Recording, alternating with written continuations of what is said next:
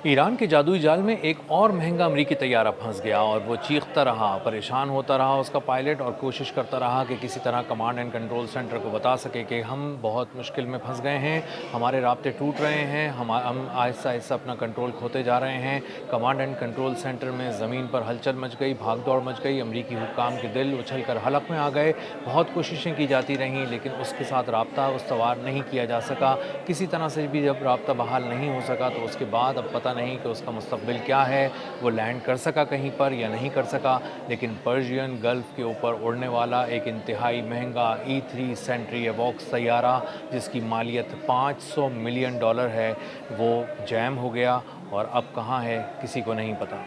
मेरा नाम अज़हर अली ख़ान है और आप देख रहे हैं आज की बात। Russian media outlets, open source intelligence और दीगर अकाउंट्स इस बात को रिपोर्ट कर रहे हैं, कंफर्म कर रहे हैं कि अमेरिका का एक इंतहाई महंगा E3 सेंट्री एवॉक्स तैयारा जो पर्शियन गल्फ़ के ऊपर उड़ रहा था और अगर आसान अल्फाज में कहें खलीज फ़ारस के करीब आबनाए हुर्मुज़ के ऊपर उड़ रहा था, वो तैयारा गायब हो गया है। उसके बारे में आखिरी इत्तलात मिलने तक अभी कुछ मालूम नहीं कि वो कहाँ चला गया, क्या उसे हिट किया गया है, क्या उसको जैम किया गया है, उसके सिग्नल्स के साथ क्या प्रॉब्लम हुई है, उसकी GPS कनेक्शन के साथ क्या मसले हुए हैं और सेटेलाइट के साथ उसका राब्ता टूटा किस तरह और कमांड एंड कंट्रोल से उसके राब्ते कैसे टूट गए, इस बारे में किसी को कुछ नहीं पता। लेकिन उसने मशरिक़ वस्ती की एक एयरबेस से उड़ान भरी थी और उड़ान भरने के कुछ देर के बाद उसने एक एमरजेंसी और डिस्ट्रेस सिग्नल देना शुरू किए। 7700 का वो कोड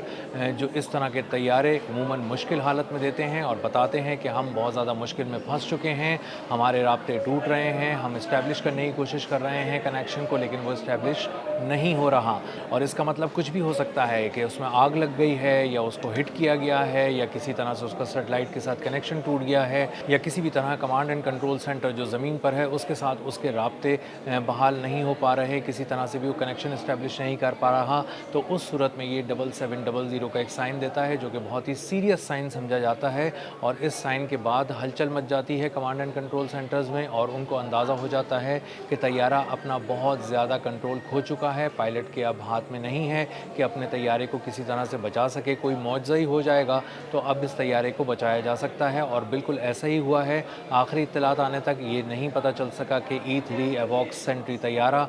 इस वक्त कहाँ है, कहाँ चला गया। उसने उड़ान तो भरी थी लेकिन उसके बाद लैंडिंग किसी ऐसे मकाम पर नहीं की जिसको हम रिपोर्ट कर सकें। एक माह के अंदर होने वाला ये दूसरा बहुत अहम वाक़या है। इससे पहले E3 सेंट्री एवॉक्स तैयारे को गुज़िश्ता माह जैम किया गया था, एक तरह से उसको हैक किया गया था और उसको बहुत ज़्यादा मुश्किलात का सामना करना पड़ा था और उसके बाद वो भी गायब हो गया था। लेकिन उसके बाद ये रिपोर्ट ज़रूर आई थी कि उसने एक बिल्कुल ही मुख्तलिफ जगह पर अपने आप को लैंड किया था, यानी जहाँ उसको लैंड करना था वो मशरिक़ वस्ती की उस एयरबेस पे उसने लैंड नहीं किया था, कहीं और लैंड किया था जो उसको करीब जगह मिली थी, ज़्यादा महफूज मिली थी। उसने फ़ौरन अपने आप को समेटते हुए वहाँ पर लैंड किया और इस तरह अपने आप को बचाने की कोशिश की। लेकिन ये रिपोर्ट्स भी दो हिस्सों पर मुश्तमिल हैं, कुछ मीडिया आउटलेट्स इसको कंफर्म करते हैं और कुछ मीडिया आउटलेट्स इसको कंफर्म नहीं करते। लेकिन आज की जो रिपोर्ट है E3 एवॉक्स सेंट्री तैयारे की, इसको कम अज़ कम तमाम ही अकाउंट्स जो ओपन सोर्स इंटेलिजेंस से जुड़े हुए हैं या रशियन मीडिया आउटलेट्स हैं, इस बात को बहुत ही खुलकर कोट कर रहे हैं कि ये गया तो सही फ़िज़ा में, लेकिन उसके बाद जब डिस्ट्रेस सिग्नल दिए उसके बाद ये ज़मीन पर उतरने के इसके कोई शवाहिद नहीं मिले। E3 एवॉक्स सेंट्री तैयारा इंतहाई अहम तैयारा होता है। इसको उड़ता हुआ कमांड एंड कंट्रोल सेंटर भी कहा जाता है। जब ये फ़िज़ा में होता है तो आप यूँ समझ लें कि अमेरिका की एक आँख, बहुत बड़ी सी आँख उड़ रही होती है और हर तरफ देख रही होती है, दूर दूर तक देख रही होती है और न सिर्फ देख रही होती है बल्कि इस बड़े से तैयारे के अंदर 4-5 अहम तरीन लोग होते हैं और उसके बाद एक पूरा कमांड एंड कंट्रोल सेंटर होता है। उस कमांड एंड कंट्रोल सेंटर में बैठे हुए लोग पूरे रीजन को देख रहे होते हैं और उसके बाद वो जिन अहदाफ को चाहते हैं लॉक कर लेते हैं, उनके कोऑर्डिनेट्स उड़ने वाले फाइटर जेट्स के साथ शेयर करते हैं और ये 2, 4, 5, 10 अहदाफ नहीं होते, ये सैकड़ों अहदाफ होते हैं। सैकड़ों टारगेट्स को E3 एवॉक्स सेंट्री तैयारा एक साथ लॉक करता है और उसके बाद ये तमाम कोऑर्डिनेट्स मुख्तलिफ फाइटर जेट्स को एक साथ शेयर करने की सलाहियत रखता है। यानी उसकी बुनियाद पे अगर कोई हमला किया जाना है तो बस वहाँ पर आपको प्रिसीजन के साथ एक मिसाइल फायर करना है एक जेट से और उसके बाद वो टारगेट मुकम्मल तौर पर तबाह हो जाएगा। तो ऐसे सैकड़ों टारगेट्स को तबाह करने वाली जो वॉर मशीन है, उड़ता हुआ कमांड एंड कंट्रोल सेंटर है, अगर वो गायब हो जाता है तो ये एक बहुत बड़ी खबर है क्योंकि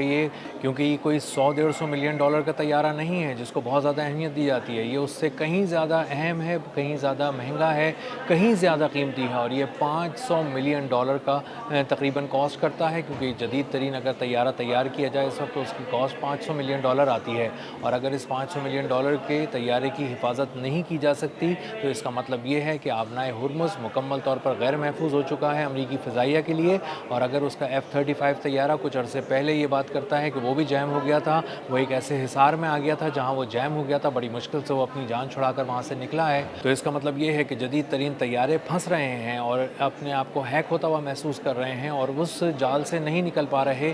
जो पर्शियन गल्फ़ के ऊपर है,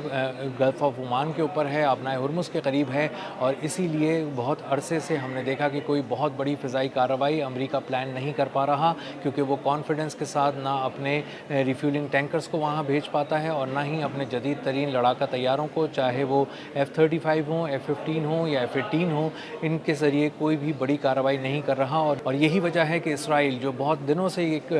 धमकियाँ दे रहा है कि किसी तरह के एरियल अटैक्स कर सकता है, बड़े पैमाने पर अटैक्स कर सकता है, उसको भी ब्रेक लग गए हैं और उसको भी बार बार अपनी मिलिट्री स्ट्रैटेजी को रिव्यू करना पड़ रहा है। और वो अब एक कोने में दुबक कर बैठा है, क्योंकि उसको मालूम है कि अगर ईरान पर उसने हमला करने की कोशिश की और उसकी फ़िज़ाओं में दाखिल होने की कोशिश की तो उसके तैयारों के परख छोड़ जाएंगे और वो वहाँ करीब भी नहीं फटक सकते उन अहदाफ़ के जिनको तबाह करने की ख्वाहिश वो दिल में लिए फिरते हैं। E-3 सेंट्री अवॉक्स तैयारा कोई आम तैयारा नहीं है। इसको जब तबाह किया गया था, 2 टुकड़ों में इसकी एक तस्वीर जारी की गई थी प्रिंस सुल्तान एयरबेस सऊदी अरब में। जब ये खड़े खड़े तैयारे तबाह हो गए थे तो उसके बाद अमेरिका की जानिब से जब तस्वीर जारी की गई तो उसने पूरी दुनिया में हलचल मचा दी थी। और उसके बाद ये बात हो रही थी कि क्या E-3 सेंट्री अवॉक्स तैयारे को भी निशाना बनाया जा सकता है, और वो भी एक एयरबेस पे खड़े खड़े। तो इसका मतलब ये है कि जदीद तरीन तैयारे जिन एयरबेसिस पे खड़े हैं वो तो मुकम्मल तौर पर गैर महफूज हैं, और वहाँ से उड़ान भरने वाले तैयारे अगर बार बार किसी जाल में आके फंस रहे हैं, किसी ऐसे जोन में चले जाते हैं जहाँ वो जैम होने लगते हैं, हैक होने लगते हैं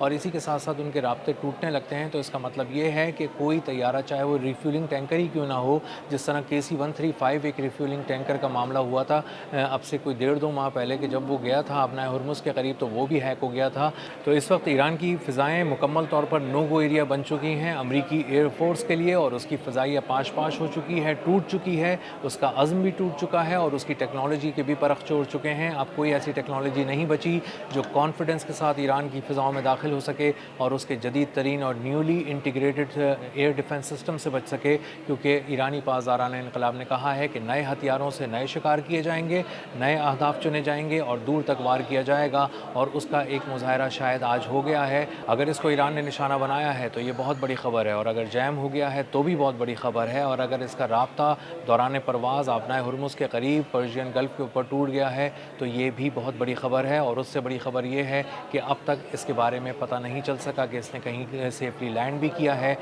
या ये सेफली लैंड नहीं कर सका, और अगर सेफली लैंड नहीं कर सका, बाहिफाजत कहीं नहीं उतर सका, तो फिर कहाँ चला गया। इसका मतलब ये है कि अब इसकी तलाश तेज़ कर दी जाएगी, अमरीकी एयरफोर्स इसको ढूंढने के लिए निकलेगी। मुख्तलिफ जो एयर बेसेस हैं मशरिक़ वस्ता में, वहाँ से हेलीकॉप्टर्स उड़ाए जाएंगे और इसके मलबे को तलाश किया जाएगा, ज़िंदा तलाश किया जाएगा या मुर्दा तलाश किया जाएगा। लेकिन बहरहाल ये अमरीकी एयरफोर्स के लिए एक चैलेंज ज़रूर बन चुका है। अब तक के लिए इतना ही। मिलते हैं अगले व्लॉग में किसी नई खबर, नए तज्ज़िये और नए ज़ाविये के साथ। अल्लाह हाफ़िज़।